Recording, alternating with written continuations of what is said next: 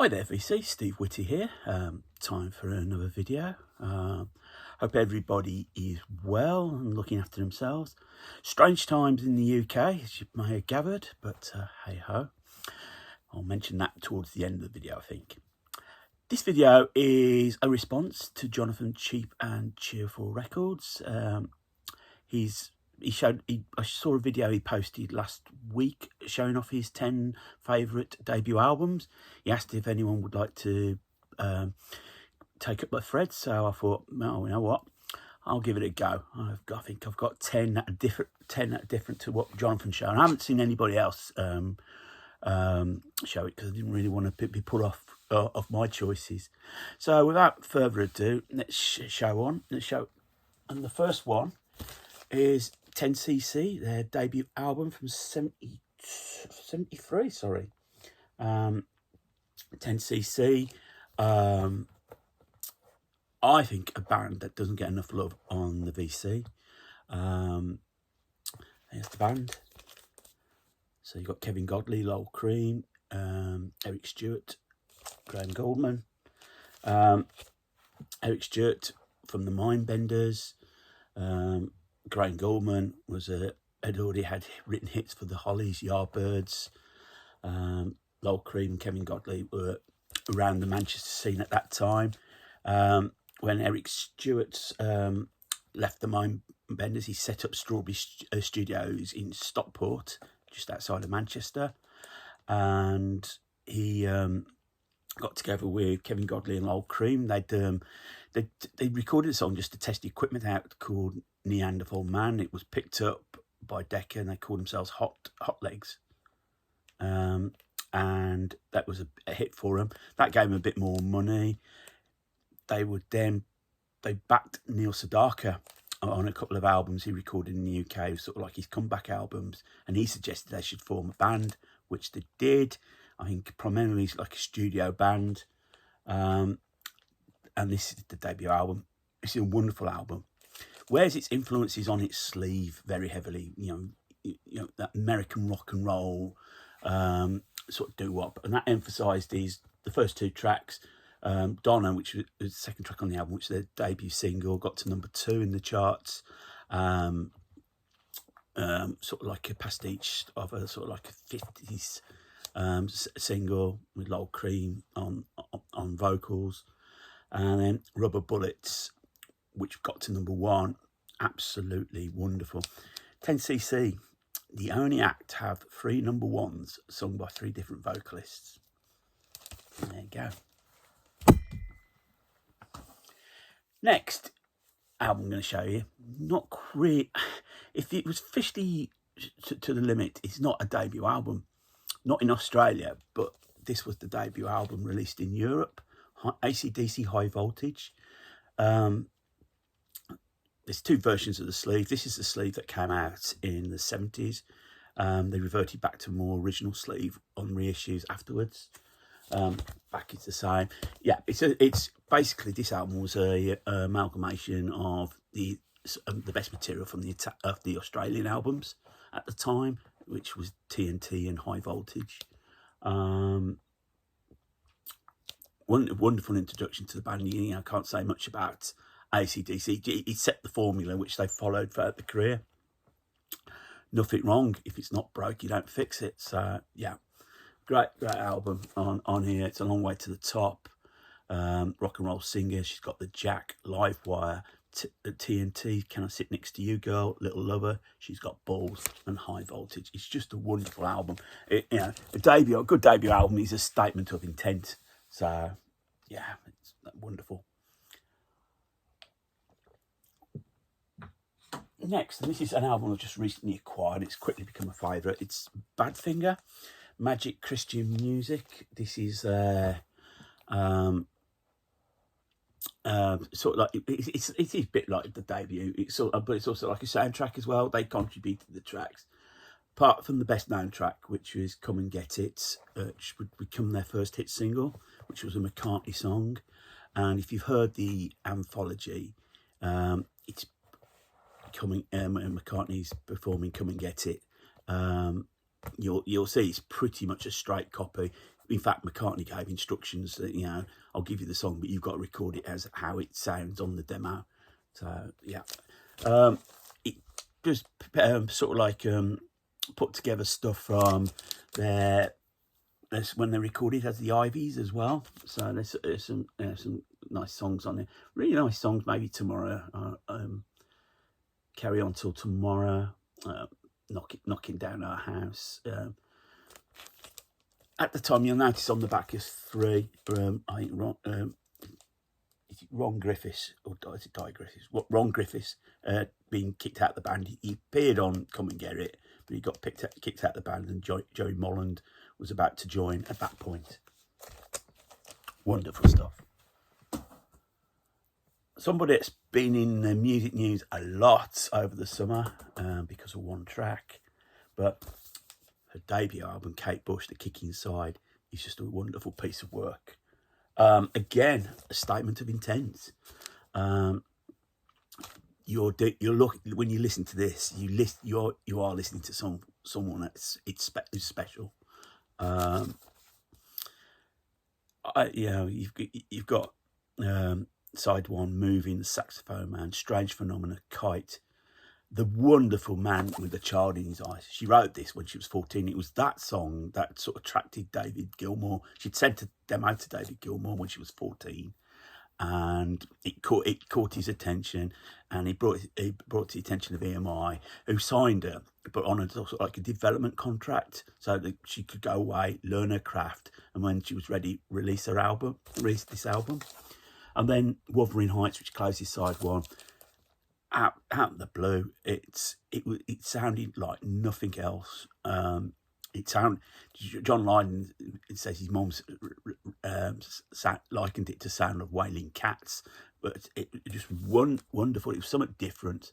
It was someone that thought about their craft. And then you've got side 2, James and the Cold Gun, Feel It, Oh to Be in Love, L'amour, Looks Something Like You, Them Heavy People, Room for the Life, and The Kicking Side. Them Heavy People would become a hit single because it featured on a live EP when she did her only major tour. She did do the shows in Hammersmith a few years ago, but she only really toured the UK once. Again, wonderful stuff. Changing tack. Damned.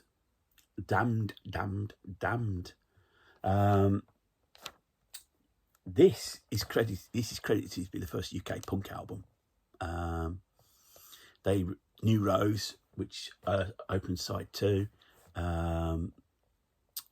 It was considered to be the first UK punk single, released on Stiff Records, produced by Nick Lowe. It's just, again, it wears its influences. You know, the fact that it listened to Stooges and New York Dolls, or that, it just picked up, and it's just a wonderful cacophony of noise. Classic lineup: Dave Vanian, Brian James on guitar, Captain Sensible on bass, Rat Scabies on drums. Side 1 opens with Neat Neat Neat, and you got Fan Club, I4, Born to Kill, Stab Your Back, Feel the Pain. Side 2, New Rose, as mentioned, Fish, See Her Tonight, One of the Two, So Messed Up, and they close with the Stooges, I Feel Alright. Absolutely wonderful. Wonderful stuff. Must have in their collection. Again, going to track Emerson, Lake and Palmer's debut, self-titled debut in 1970.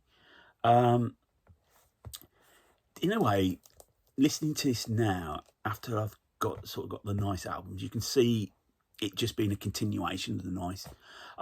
Keith Emerson at the time wanted, I think he wanted to play with better musicians, in all honesty, and he also then discovered the synthesizer, and this sort of culminated in this album. I, years ago, in my youth, would have poo-pooed listening to this as, well, this is prog, this is excess. And that's because the music press, when I was 16, the music press was listening to dismissed prog rock. It was basically dinosaur music. And it was when I started working, there was a guy who was a He was a part-time musician. He was a keyboard player, and Keith Emerson was his idol. He did me a load of tapes of Emerson, Lake and Palmer, and I just thought, wow. I mean, he gave him a chance to listen to it again, and when I listened to it, I thought, wow, this is something good. So I got the album, and yeah, it's, you open with the Barbarian, then Greg Lakes with Take a Pebble, and you got Knife Edge, side 2, the Three Fates, Tank, and then it ends with Lucky Man, which was one of the first songs Greg Lake ever wrote, and he kept it for himself, and he then put it on this album. Become a bit of a millstone for him, because when he's on his solo career, he was on Chrysalis at the time. They were asking, well, why don't you do another song like Lucky Man? And he didn't quite get the fact that this was a song that he had kicking around for years. But yeah, wonderful prog. Again, moving tact. Maiden's debut from 1980. A rough and ready new wave of heavy metal band. They won't ever consider themselves a new wave of heavy metal, which is, I think, is a shame, because they did come across it. Likewise, what I liked about this album, I think it captured what was going on with the punk new wave, with the traditional metal. It sounded raw. It got pace to it. Though Steve Harris always dismissed that punk, he hated punk, but he played. The band were playing on the same circuit. They did support. So he's in the Banshees at one point, in a couple of gigs. So I think it was picked up there. And Paul Di'Anno sort of fits this album, because he was not your traditional heavy metal singer. You've got on here opening song Prowler, Remember Tomorrow, Running Free, Phantom of the Opera. That is a wondrous track. Used to advertise Lucasade, that was. Transylvania, Strange World, Charlotte Harlow, Iron Maiden. It's not the best sounding album. It's not their best album by a long chalk, but it's a wonderful album. It's a really good, as again, David's statement intent. It was produced by Will Malone, and then after that they went to Martin Birch, and that sort of polished up their sound a little bit. But I do like the rawness of this album. I think everyone knows I've got a soft spot for this band, The Move. This is their debut album. This is part of my twofer I've got on The Move with Shazam. It was produced by Tony Visconti. It's wonderful. I say it's a wonderful album. It features really the classic lineup. So you have got Flowers on the Rain on here, which if you've watched mine and Jane Griffith's video on it, on Roy Wood and Move Early Yellow, you know it caused a lot of trouble. You got tracks like Here We Go Round the Lemon Tree, Fire Brigade, another great single, Cherry Blossom Clinic, Missed on a Monday Morning. Roy Wood was given sort of free range to really stamp his authority on the band at this point, and it's wonderful. However, it came out a year too late, and it didn't really sell. And this is why original copies cost an arm and a leg. The problem was there was a car accident, and it wiped which had the original masters in of the debut album, and it wiped them, and so they had to re-record the album again, and any momentum they had was sort of lost at that point, and which was a shame. And as I say, this features like the only album that features the true lineup, and that, really at that point, Ace Kefford was on his way out. So just a couple more to show you. The Pentangle, this is their debut album, produced by Shel Talmy. Pentangle were considered to be like a folk supergroup. You've actually got John Peel's sleeve notes on here. So you've got Terry Cox, Bert Yance, Jackie McShee, John Remble, and Danny Thompson. This again is sort of like which wonderful adaptation of folk. Terry Cox was a jazz drummer, so it was fusion all those influences wonderful sounding record. Side 1, Let No Man Steal Your Time, Bell, Hear My Core, Pentangling. And then on side 2, Mirage, Way Behind the Sun, Bruton Town, Waltz. This is an album I think deserves more credit than it does get, but it's wonderful. It's a good introduction to Pentangle. I'm fortunate I pretty much got everything. They've at all the albums now, but it's wonderful. It's wonderful Sunday listening. And then the final album, I've done these in alphabetical order if you haven't guessed. Rush, their debut album. Rush are my favourite band. So I was going to include their album. This was the only album to feature John Rutsey on drums. And this is very much where their influences are: Cream, Zeppelin, The Who. And originally they released it on I think it was Moon Records in Canada, and it came to the attention of Donna Harper in Cleveland. She picked up on it. This one thing led to another. They get signed to Phonogram, and eventually the album in the US got released over there. This didn't get really released until it was only released in the UK on import. This is a 80s mid-price reissue. Finding My Way, Need Some Love, Take a Friend, Here Again, What You Doing, In the Mood, Before and After, and probably the best track on the album, the closer, Working Man. No, you listen to this, you wouldn't have known the direction they were going to go to. Obviously, John Rutsey left because he had health issues, which meant he was getting a bit unreliable. But if you watched, I think it's the documentary that was a few years ago, he introduced the band's songs on stage, so he was sort of like the focal point. But obviously, unfortunately for us, he left. But fortunately for us, they found the appear, and then the whole trajectory of the band changed. So onwards and upwards. So there you go. Those are my 10 favourite debut albums. Let me know what you think in the comments. Thumbs up, thumbs down. Thank you again, Jonathan, for suggesting that thread. Yeah, as I said, it's strange times in the UK. Obviously, the news on Thursday.